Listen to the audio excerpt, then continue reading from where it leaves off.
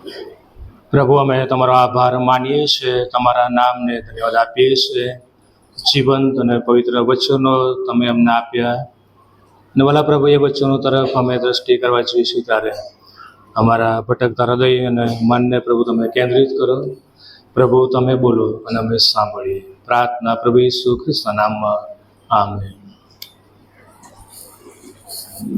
જે શાસ્ત્ર ભાગ વાંચવામાં આવ્યો, માથીની સુવાર્તા 16મો અધ્યાય અને 21મી કલમથી 28મી કલમ સુધી પ્રભુનું વચન આપણે જોવા માંગીએ છીએ.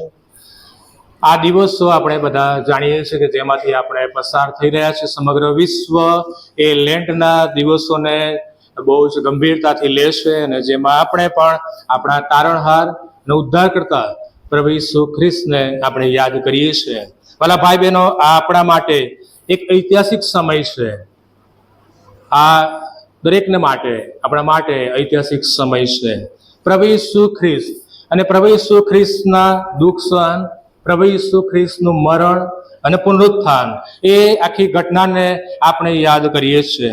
એટલું જ નહીં, પણ સમગ્ર ખ્રિસ્તી સમુદાય ઉપવાસ, પ્રાર્થના અને પ્રભુ ઈસુના મરણને યાદ કરતા એ લાગણી અનુભવે છે. અને થોડા દિવસો બાકી છે. થોડા દિવસો પછી એ દુઃખ સપ્તાહ આવશે અને આખું અઠવાડિયું એ સંગતો અને મિટિંગો સમગ્ર વિશ્વની અંદર બધી જગ્યાઓમાં, અને આપણે પણ એ સંગતમાં જોડાઈશું અને ભેગા મળીશું. એ પામ સન્ડે, એ ગુડ ફ્રાઈડે અને ઈસ્ટર, એ અગત્યના એ બધા દિવસોમાં આપણે એમાંથી પસાર પણ થઈશું. ત્યારે આપણે પ્રભુ ઈસુ ખ્રિસ્તને, પ્રભુ ઈસુ ખ્રિસ્તના દુઃખોને, મરણને અને પ્રભુ ઈસુ ખ્રિસ્તના પુનરુત્થાનને યાદ કરીએ અને પ્રભુ ઈસુ ખ્રિસ્તને કેન્દ્ર સ્થાને રાખીએ. જે વિષય છે તે ખરું શિષ્યપણું. 24મી કલમમાં લખ્યું છે, જો કોઈ મારી પાછળ આવવા ચાહે તો તેણે પોતાનો નકાર કરવો ને પોતાનું વધસ્તંભ ઉંચકીને મારી પાછળ ચાલવું. જો કોઈ મારી પાછળ આવવા માંગે છે તો તેણે પોતાનો નકાર કરવો અને પોતાનો વધસ્તંભ ઊંચકીને મારી પાછળ આવો.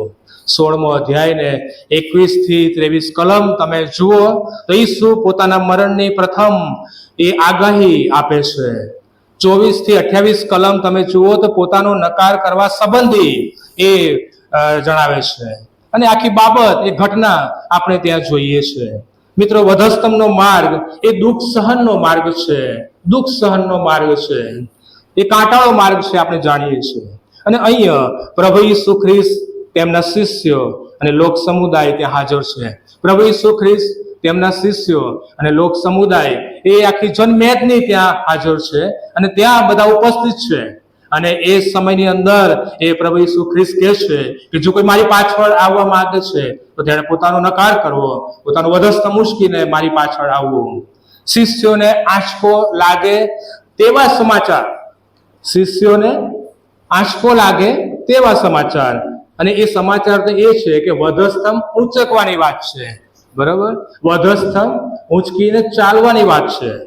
મિત્રો, પ્રભુ ઈસુએ માણસના જીવનમાં રસ લીધો અને મનુષ્યના માટે, એના ઉદ્ધારના માટે આ માર્ગ તૈયાર કર્યો. ઉદ્ધારના માટે જગતમાં આવ્યા. પ્રભુ ઈસુએ મરણના માર્ગે એકલા જવાનું નહોતું, પણ જે તેમના શિષ્યો થવાનો નિર્ણય કરે એ દરેકે એ માર્ગે પસાર થવાનું છે. એ દરેકે એ માર્ગે ચાલવાનું છે, આગળ વધવાનું છે. અને માટે તમે જુઓ નવા કરારમાં પત્રોની અંદર, ફિલિપીના પત્ર તેનો 3જો અધ્યાય, અને ત્યાં પાઉલ જે બાબતોની નોંધ લે છે કે જે વાના મને લાભકારક હતા તે ખ્રિસ્તને લીધે મેં હાનિકારક ગણ્યા. જે વાના મને લાભકારક હતા એ ખ્રિસ્તને લીધે મેં હાનિકારક કર્યા. અને કહે છે કે હું નિશાનની ભણી આગળ ધસું છું, વધસ્તંભ તરફ, હું ખ્રિસ્ત તરફ આગળ ધસું છું. પાઉલ સારું એવું ભણેલો હતો, સમાજમાં એની કારકિર્દી ને નામના સારી હતી, અમીર કુટુંબનો હતો અને સમૃદ્ધ શહેરમાં એ ઉછરેલો. અને એ વ્યક્તિ પ્રભુની પસંદગીનું એ પાત્ર બને છે. એટલું જ નહીં, પણ એ પ્રભુની સેવાના માટે એ પસંદગી પામ્યો અને જબરજસ્ત મોટી સેવા પ્રેરિત પાઉલે આપી અને તેના દ્વારા અસાધારણ કાર્યો અને ચમત્કારો પણ થયા. પ્રભુની સેવા અને પ્રભુના કાર્યોના માટે પોતાને પાઉલ કચરા સમાન એ ગણે છે. હું કશું જ નથી, પોતાને એ નમ્ર બનાવે છે, કચરા સમાન ગણે છે અને નીચો કરી દે છે અને પ્રભુને ઊંચા ઉઠાવે છે કે પ્રભુ હું કશું નથી. પાઉલ કહે છે કે હવેથી હું નહીં, પણ મારામાં ખ્રિસ્ત જીવે છે. હવેથી હું નથી, મારામાં પ્રભુ ઈસુ ખ્રિસ્ત રાજ કરે છે, જીવે છે. માર્કની સુવાર્તા 10મો અધ્યાય ને 45મી કલમમાં કહે છે કે માણસનો દીકરો સેવા કરાવવાને નહીં, પણ સેવા કરવાને, ઘણાની ખંડીને સારું પોતાનો જીવ આપવાને આવ્યો છે. પ્રભુ ઈસુની સેવા અહીં આપણે જોઈએ છે. પ્રભુ ઈસુ ખ્રિસ્ત એ સેવા કરાવવાને માટે નહીં, પણ સેવા કરવાને, ઘણાની ખંડીને સારું પોતાનો જીવ આપવાને માટે આવ્યા. ઈસુ એ સેવક બનીને જગતમાં આવ્યા. ઈસુ દાસ બનીને જગતમાં આવ્યા, નહીં કે માલિક બનીને આવ્યા. એ દાસ બનીને, સેવક બનીને આવ્યા. જગત આજે એ ઈસુની સેવાની નોંધ લે છે, ઈસુની સેવાને યાદ કરે છે. જગત આજે એ ઈસુની સેવાનો નમૂનો પણ લે છે. યોહાનની સુવાર્તા 12મો અધ્યાય ને 26મી કલમમાં લખ્યું છે પ્રમાણે કે જેઓ પ્રભુ ઈસુની સેવા કરે છે તેઓને પ્રભુ માન આપશે. જેઓ ઈસુની સેવા કરે છે તેઓને પણ પ્રભુ માન આપશે. પ્રભુની સેવાને માટે, પ્રભુને માટે જે પણ આપણે કરીએ છીએ અને ખર્ચાઈએ છીએ એ કદી પણ વાલા ભાઈ બહેનો એ વ્યર્થ જતું નથી. અને વચનમાં લખ્યું છે પ્રમાણે તેઓને પ્રભુ એ માન આપશે. પ્રભુના રાજ્યના બાંધકામને માટે આપણે સારું, આપણે જે શ્રેષ્ઠ છે તે કરીએ, ખુશીથી કરીએ અને આનંદથી આપણે કરીએ.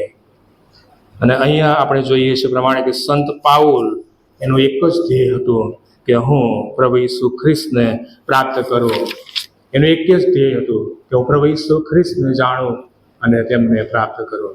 ભલા ભાઈ બહેનો, પ્રભુ ઈસુના શિષ્ય તરીકે પોતાનો વધસ્તંભ ઊંચકવો, એ ઈસુનો વધસ્તંભ ઊંચકવો એટલે પ્રભુ ઈસુ ખ્રિસ્તને અનુસરવાની વાત છે. પ્રભુ ઈસુ ખ્રિસ્તના પગલે ચાલવાની વાત છે. એટલું જ નહીં, પણ પોતાની જાતનું સમર્પણ પ્રભુને કરવાની વાત છે. લુકની સુવાર્તા 5મો અધ્યાય, ત્યાં શિષ્યો વિશે આપણે જોઈએ છે. પિત્તર બધું મૂકીને ઈસુ પાછળ ગયા. તેઓ બધું મૂકીને ઈસુની પાછળ ગયા. ઈસુનું તેઓ સાંભળે છે. તેઓ ઈસુનું સાંભળે છે એટલું જ નહીં, પણ આધીન થાય છે અને કબૂલ કરે છે, અનુસરે છે. અને તેઓએ બધું મૂકી દીધું અને ઈસુને પગલે ચાલવાનો, ઈસુની પાછળ ચાલવાનો અને વધસ્તંભ ઊંચકીને ચાલવાનો તેઓએ નિર્ણય કર્યો. પ્રભુ ઈસુના શિષ્યોએ એ વધસ્તંભ ઊંચકીને સેવા કરવાનો અને ચાલવાનો નિર્ણય કર્યો. ભલા ભાઈ બહેનો, આપણે ખ્રિસ્તી છીએ અને ખ્રિસ્તી વ્યક્તિ તરીકે હું અને તમે આપણે ઓળખાઈએ છીએ. પણ શું આપણે પ્રભુ ઈસુ ખ્રિસ્તને અનુસરીએ છીએ? શું આપણે પ્રભુ ઈસુ ખ્રિસ્તને અનુસરીએ છીએ? મિત્રો, પ્રભુને સમર્પિત વ્યક્તિ, ઈશ્વરને સમર્પિત વ્યક્તિ એટલે કે પોતાનો એ વ્યક્તિ નકાર કરે છે. પ્રભુને સમર્પિત વ્યક્તિ એટલે દરરોજ પોતાનો વધસ્તંભ એ ઊંચકે છે અને ચાલે છે. પ્રભુને સમર્પિત વ્યક્તિ એટલે પ્રભુ ઈસુનું અનુકરણ કરે છે તે વ્યક્તિ. અને એવી અપેક્ષા પ્રભુ આપણી પાસેથી રાખે છે. પ્રભુનો સેવક હેનરી માર્ટિન એ આ પ્રમાણે કહે છે કે પ્રભુ, મારા જીવનમાં મારી પોતાની ઈચ્છા ના રહે એવું કરો. પ્રભુ, મારા જીવનમાં મારી પોતાની ઈચ્છા ના રહે એવું કરો. મિત્રો, પોતાની જાતનો નકાર કરવાની વાત છે. એટલું જ નહીં, પણ પ્રભુની ઈચ્છા પ્રમાણે જીવવું અને ચાલવું, અને એ પ્રભુ આપણી પાસેથી અપેક્ષા રાખે છે. નકાર કરવાની વાત છે, જતું કરવાની વાત છે. મારી નહીં, પણ પ્રભુ તારી ઈચ્છા પૂરી થાવ. આપણા લાભો નહીં, આપણા આનંદોની વાત નહીં, આપણા પોતાના સુખને નકારવાના છે. બધું જ મૂકીને ઈસુની પાછળ ચાલવાની વાત છે. ભલા ભાઈ બહેનો, ઈસુએ એ આ જ કર્યું છે અને ઈસુએ કરીને નમૂનો આપ્યો છે અને મારે તમારે એ નમૂનાને અનુસરવાનું છે. અને પ્રભુ ઈસુ એ વધસ્તંભ પર આપણા માટે એ પ્રાણ આપ્યો છે અને મરણ પામ્યા છે. આપણને પાપોની માફી મળે, આપણને અનંત જીવન મળે. એના માટે પ્રભુ ઈસુ ખ્રિસ્ત પોતે આ જગતમાં માનવ બનીને આવ્યા. અનંત જીવન જોઈતું હોય તો વાયા વધસ્તંભ થઈને જવું જ પડે. એના વગર બીજો કોઈ રસ્તો નથી. વાયા વધસ્તંભ આવે જ, વધસ્તંભ ઊંચકવો જ પડે.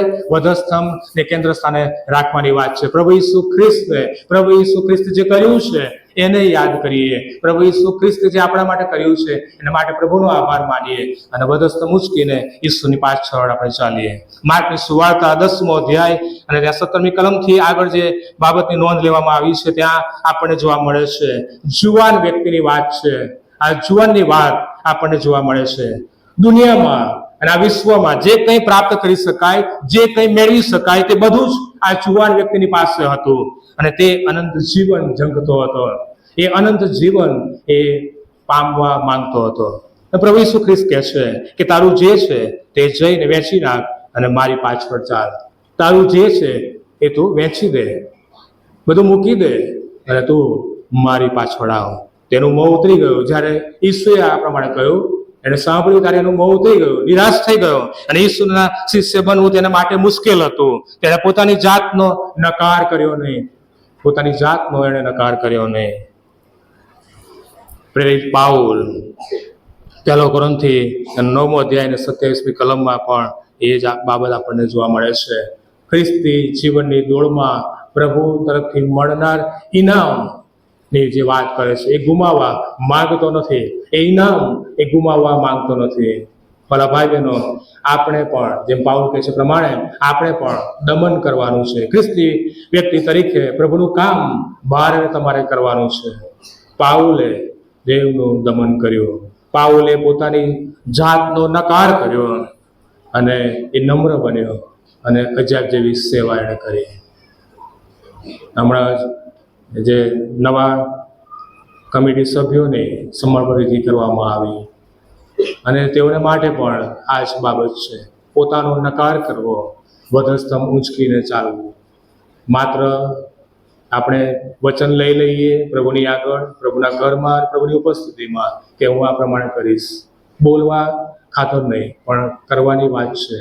અને એ કાર્ય પ્રભુએ આપણને સોંપ્યું છે, પ્રભુએ આપણને નિમ્યા છે, પ્રભુએ પસંદ કર્યા છે. ત્યારે બહુ મોટી એ ફરજ અને જવાબદારી બની જાય છે કે આપણે પ્રભુને માટે, પ્રભુની મંડળીને માટે, મંડળીના ઉત્કર્ષને માટે, સારા કાર્યને માટે અને સુવાર્તાના કાર્યને માટે જેટલું પણ સારું બની શકે, થઈ શકે એટલું સાથે મળીને આપણે કરીએ. જેથી કરીને જે પણ કરીએ છીએ એનો બદલો અચૂક અને અવશ્ય પ્રભુ આપણને આપે છે. એટલું જ નહીં, મંડળીને પણ એનો આશીર્વાદ એ પ્રભુ આપે છે. અને અહીંયા આપણે જોઈએ છીએ પ્રેરિત પાઉલ એ પ્રભુ તરફથી મળનાર જે ઇનામ હતો એ ગુમાવવા માંગતો નથી. જેથી કરીને એ ઇનામ પાઉલ કહે છે મને પ્રાપ્ત થાય અને હું એ દિશા તરફ, વધસ્તંભ તરફ હું કહે છે કે દોડ રાખું છું. જ્યારે આપણે પોતાની જાતનો સ્વનકાર કરીએ છીએ ત્યારે પ્રભુ અચૂક મોટા આશીર્વાદો આપણને, આપણી મંડળીને આપે છે. ત્યારે પ્રભુ આપણને કહેશે કે શાબાશ અને વિશ્વાસુ ચાકર. જો આપણે અંત સુધી ટકી રહીશું, વિશ્વાસુ પ્રભુને વફાદાર બની રહીશું, ત્યારે પ્રભુ આપણને બદલો અને આશીર્વાદ અચૂક આપશે. આપણી જાતની તપાસ કરવાની જરૂર છે, તપાસવાની જરૂર છે કે શું હું દેવનું દમન કરું છું? શું આપણે આપણી જાતનો નકાર કરવાના માટે તૈયાર છું ખરા? શું આપણે વધસ્તંભ ઉંચકીને ઈસુ પાછળ ચાલવા તૈયાર છે? બીજી બાબત, વધસ્તંભ ઉંચકીને ચાલવું. યોહાનની સુવાર્તા 19મો અધ્યાય અને 17મી કલમમાં લખ્યું છે પ્રમાણે પછી તે પોતાનો વધસ્તંભ ઉંચકીને ખોપરીની જગા જે ગલગથા કહેવાય છે ત્યાં બહાર ગયા. તે સમયની વ્યવસ્થા પ્રમાણે દરેક ગુનેગારને જાતે જ વધસ્તંભ ઊંચકવો પડતો હતો અને જાતે જ વધસ્તંભ ઊંચકીને એ વધસ્થાને જવું પડતું હતું. ઈસુએ પોતાનો વધસ્તંભ ઊંચક્યો અને આગળ વધ્યા. પ્રેરિત પાઉલનો નમૂનો લઈએ. પ્રેરિત પાઉલે પણ પોતાનો વધસ્તંભ ઊંચકીને પ્રભુ ઈસુનું અનુકરણ કર્યું. બીજો કોરિન્થી તેનો 11મો અધ્યાય અને 23થી 29મી કલમમાં જે વર્ણન કરવામાં આવ્યું છે પ્રેરિત પાઉલ વિશે, એ વધસ્તંભ ઊંચકીને પાઉલ એ દુઃખ સહીને આગળ વધ્યો અને કહે છે કે મેં પ્રભુને માટે વધુ મહેનત કરી છે, હું વધુ વાર કેદખાનામાં ગયો છું, હદ બહાર મેં ફટકા ખાધા છે. પાઉલ કહે છે કે વારંવાર મોતના પંજામાં હું પડ્યો છું, સોટીનો માર ખાધો છે, પથ્થરોનો માર ખાધો અને ઘણું બધું મેં સહ્યું છે અને સહન કર્યું છે. ભલા ભાઈ બહેનો, પાઉલ પણ સરળ રસ્તો અપનાવી શક્યો હોત, એ બધું એણે તજી દીધું હોત, સરળ રસ્તો અપનાવી શક્યો હોત, જીવનની સારી વસ્તુઓનો આનંદ અને એ માન મેળવી શક્યો હોત પાઉલ, બધું જ એની પાસે હતું. પણ પાઉલે નકાર કર્યો, પોતાનો વધસ્થ મૂકીને ઈસુની પાછળ એ ચાલવાનો તેણે નિર્ણય કર્યો. ભલા ભાઈ બહેનો, આપણને પ્રભુએ વારસા તરીકે વધસ્થમ આપ્યો છે. આપણે આપણી જાતનો નકાર કરવાનો છે અને દરરોજ વધસ્થ મૂચકીને, જે પ્રભુ ઈસુ ખ્રિસ્તે કહ્યું છે એ પ્રમાણે ઈસુની પાછળ વધસ્થ મૂચકીને આપણે ચાલવાનું છે. ઈસુ પાછળ અને ઈસુની સાથે આપણે ચાલવાનું છે. આ દુનિયાની બાબતોને આપણે મૂકી દેવાની છે, એ દફન કરવાની વાત છે અને પ્રભુની સાથે નવા ધ્યેય, નવા દર્શો સાથે આગળ આપણે વધવાનું છે. અને એ પ્રમાણે કરીએ છીએ ત્યારે પ્રભુ આપણને ચોક્કસ એનો આશીર્વાદ આપે છે ને માન પણ પ્રભુ આપણને આપે છે. મુક્તિ ફોજના એક મોટા અમલદારની વાત એ આ પ્રમાણે છે. એકવાર તેઓ ઈશ્વર વિદ્યા બાઇબલ કોલેજના પ્રિન્સિપાલને પાસે જાય છે અને એમની સાથે વાતચીત કરે છે, મળે છે અને કહ્યું કે કોઈક સેવા મારા લાયક હોય તો કહેજો, ખુશીથી હું સેવા કરવાના માટે તૈયાર છું. કોઈ સેવા હોય તો મને કહેજો.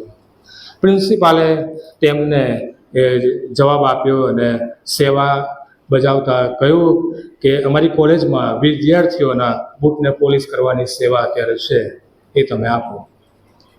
જ્યારે આ કહેવામાં આવ્યું ત્યારે આ વ્યક્તિ એ નિરાશ થઈ ગયા. એક સમયને માટે એ નિરાશ પણ થઈ ગયા અને મનોમન કહેવા લાગ્યા, આવી તો કઈ સેવા હોતી હશે, બીજી કોઈ સેવા હોય તો કરીએ, આ બૂટ પોલિશ કરવાની આવું નાનું કામ, આવી સેવા તો હોતી હશે.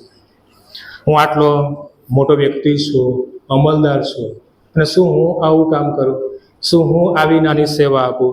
અને ત્યાં જ પ્રભુની વાણી એને સંભળાય છે, પ્રભુનો અવાજ તેને સંભળાય છે કે મારા દીકરા, જેમના મેં પગ ધોયા એમના બૂટને શું તું પોલિશ નથી કરી શકતો? તેને ભાન થયું, એને ખ્યાલ આવ્યો, ભાન થયું, હું તો સેવાનો દાવો કરું છું, પણ મારે તો માનભરી સેવાઓ જોઈએ છે, મને તો હોદ્દાઓ જોઈએ છે, માનભરી સેવાઓ જોઈએ છે. જ્યારે મારા પ્રભુએ તો શિષ્યોના પગ ધોયા, મારા પ્રભુએ તો શિષ્યોના પગ ધોયા. શું હું મારા પ્રભુ કરતાં મોટો છું? એ વ્યક્તિ મનોમન એ બોલે છે, વિચારે છે કે શું મારા પ્રભુ કરતાં મોટો બની ગયો? ત્યારે તેમણે પ્રભુને કહ્યું કે પ્રભુ, હું સેવા આપીશ, અચૂક હું સેવા આપીશ અને હું બૂટ પોલીસની સેવા કરીશ. ભલા ભાઈ બહેનો, આપણું હું પણ, આપણું અભિમાન બધું જ બાજુ પર આપણે મૂકી દેવાનું છે. આપણી નામના, આપણું સ્થાન, કારણ કે પ્રભુ ઈસુ ખ્રિસ્ત પોતે નમૂનો આપ્યો છે. એ હોદ્દો, સ્થાન કશું નહીં, એમની પાસે કોઈ ઠેકાણું નહોતું, માથ મૂકવાનું ઠેકાણું નહોતું, કોઈ જગ્યા એમના માટે નથી. જ્યાં પણ ગયા ત્યાં સુવાર્તા આપી, જ્યાં પણ ગયા ત્યાં સેવા આપી, માદાને સાજા કર્યા, મરેલાને જીવતા કર્યા, ચમત્કારો કર્યા અને શિક્ષણ આપ્યું, ઉપદેશ આપતા ગયા. અને અજેબ જેવું શિક્ષણ એ પ્રભુ ઈસુ ખ્રિસ્તે મને અને તમને આપણને આપ્યું છે અને પૂરું પાડ્યું છે. મારા ભાઈ બહેનો, આ સેવા સરળ નથી. જે લોકોને સમર્પણ વિધિ કરવામાં આવી, કદાચ તમને લાગે, પણ એ સેવા સરળ નથી. એ જવાબદારી બની જાય છે. આજે હું અહીંયા છું, મારી પણ જવાબદારી બની જાય છે. આજે હું અહીં બોલું છું, પણ એ પહેલાં એ પાડવાની જવાબદારી મારી પણ બને છે. અને દરેકની જે પણ વચન લે છે, જે પણ સેવા આપે છે, દરેકની જવાબદારી એ બને છે. એટલું જ નહીં, પણ નિયમિત ભજન સેવામાં આવવું, ભાગ લેવો, અન્ય સંગતોમાં જવું, ભાગ લેવો, એ પણ જરૂરી છે. પાસપોર્ટ કમિટીના સભ્યો તરીકે માત્ર એ કમિટીની સેવા કે દાન ઉઘરાવવાની સેવા કે એ એટલું જ પૂરતું નથી, પરંતુ દર રવિવારની ભજન સેવા એટલું જ મહત્વનું છે. મંગળવારની જે સંગત મળે છે, ગુરુવારની પ્રાર્થના મિટિંગ મળે છે, અન્ય મિટિંગ, અન્ય સંગતો જે મળે છે, એ દરેકમાં સેવા આપવાની વાત, એ દરેકમાં ભાગ લેવાની વાત છે.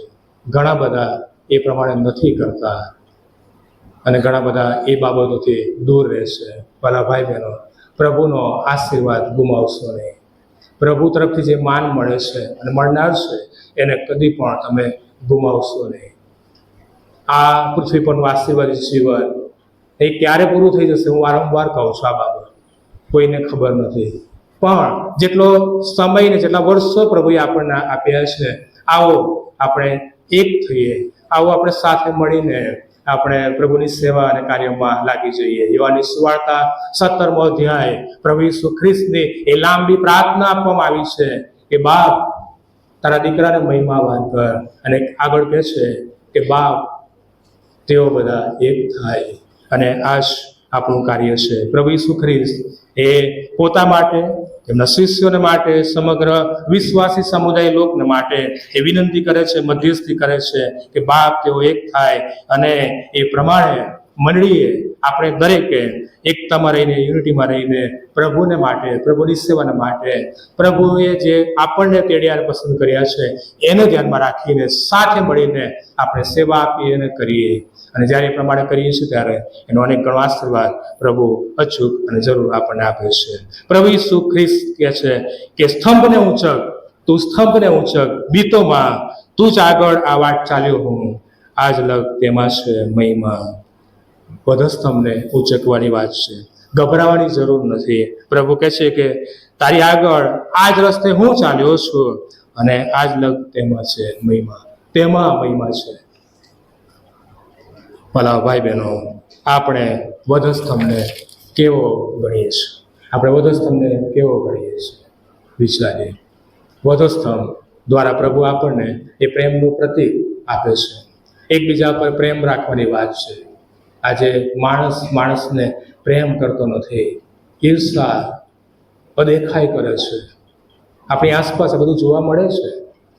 એકબીજાને પ્રેમ કરવાનું ઈસુ આપણને શીખવે છે, જે પ્રભુ ઈસુ ખ્રિસ્તે કર્યું છે. અને તે સાચા શિષ્ય કરતા રહેવાનું છે. જેમ પ્રભુ ઈસુએ માફી આપી, એ વધસ્તંભ પર વાણી ઉચ્ચારી, બાપ, તેઓ શું કરી રહ્યા છે તેઓ જાણતા નથી, માફ કર તેમને. પ્રભુ ઈસુ ખ્રિસ્ત માફી આપે છે. અને આપણે પણ માફ કરવાના છે, નમ્ર બનવાનું છે, જતું કરવાનું છે અને પ્રભુને મહિમા આપવાનો છે. પિત્તર પ્રભુનો શિષ્ય, અને વધસ્તંભ પર એને ઊંધો લટકાવવામાં આવ્યો. વધસ્તંભ પર એને ઊંધો લટકાવવામાં આવ્યો. પિત્તર કહે છે કે પ્રભુ, મારી કોઈ લાયકાત નથી, મારી કોઈ ગણના નથી, મારી કોઈ લાયકાત નથી.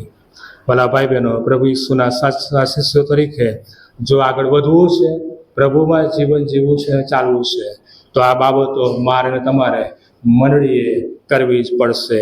ઈસુને અનુસરીએ, ઈસુના માર્ગમાં આપણે ચાલીએ અને પ્રભુમય જીવન જીવીએ. આવો આપણી જાતની આત્મતપાસ કરીએ. હું ક્યાં છું? મારું કુટુંબ ક્યાં છે? શું વધસ્તંભના પ્રભુ ઈસુને મળવા તૈયાર છું? શું વધસ્તંભના પ્રભુ ઈસુ ખ્રિસ્તને મળવાના માટે તૈયાર છું? શું વધસ્તંભ ઊંચકવાના માટે તૈયાર છું? શું મારી જાતનો નકાર કરવાના માટે તૈયાર છું? આપણે ક્યાં છે? વિચાર કરીએ. આવો એ વચન પ્રમાણે વધસ્તંભ ઊંચકીએ, વધસ્તંભ ઊંચકીને ઈસુની પાછળ ચાલીએ, તેમને વળગી રહીએ. આપણા જીવન દ્વારા પ્રભુને માન મહિમા. પ્રભુ તેમ કરવાના માટે સહાય કરે. પ્રાર્થનામાં જોઈએ. પ્રભુજી, અમે તમારો આભાર માનીએ છીએ તમારા એ વચનોને માટે. વચન દ્વારા અમારી સાથે તમે વ્યવહાર કર્યો, વાત કરી. આવાલા પ્રભુજી, તમે કહ્યું છે કે જો કોઈ મારી પાછળ આવવા ચાહે, પોતાનો વધસ્તંભ ઉચકીને મારી પાછળ ચાલ્યું. વાલા પ્રભુ, તમારા લોકો અને બાળકો તરીકે અમે ઓળખાઈએ છીએ, એટલું પૂરતું નથી, પરંતુ રોજ અમે તમારો વધસ્તંભ ઉચકીને ચાલીએ, તમારા માર્ગમાં ચાલીએ અને પ્રભુમય અમે જીવન જીવીએ. એવી કૃપા અમે તમારી પાસે માંગીએ છીએ. તમે જે આશા અને અપેક્ષા અમારી પાસે રાખો છો, એ પ્રમાણે જીવન જીવવાના કાર્ય કરવા અમારી દરેકને સહાય મદદ કરો. પ્રભુ ઈસુ ખ્રિસ્તના નામમાં આમેન.